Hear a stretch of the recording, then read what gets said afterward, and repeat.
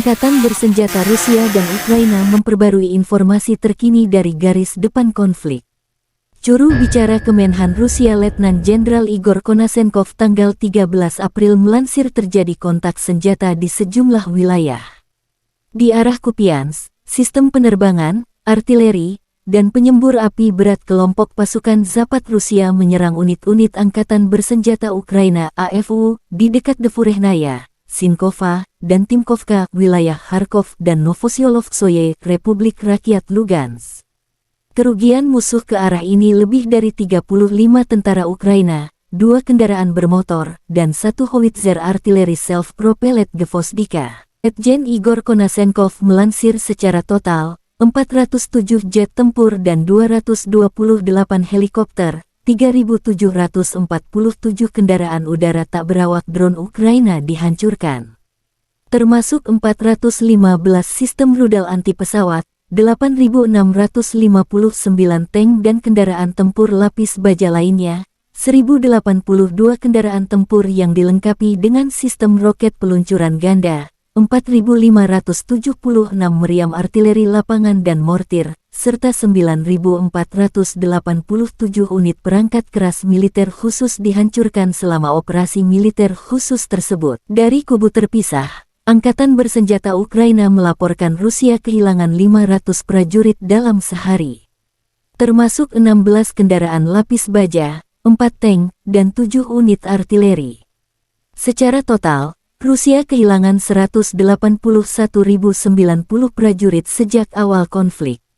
Termasuk 3.650 tank, 7.069 pengangkut personel lapis baja, 2.784 unit artileri, serta 307 jet tempur, 293 helikopter dan 2.339 drone. Konflik Rusia dan Ukraina berlangsung selama 414 hari, belum ada pembicaraan damai antara kedua belah pihak. Militer Ukraina juga merilis rekaman penghancuran pasukan penyergap Rusia menggunakan HIMARS MLRS kiriman Amerika Serikat dibantu drone pengintai. Serangan akurat Ukraina mengeliminir prajurit Rusia. Presiden Ukraina Volodymyr Zelensky bersumpah untuk tidak memaafkan penjajah Rusia. Ada sesuatu yang tidak dapat diabaikan oleh siapapun di dunia ini, betapa mudahnya binatang buas ini membunuh. Kami tidak akan melupakan apapun. Kami juga tidak akan memaafkan para pembunuh. Akan ada tanggung jawab hukum untuk semuanya. Kekalahan teror diperlukan, kata Zelensky.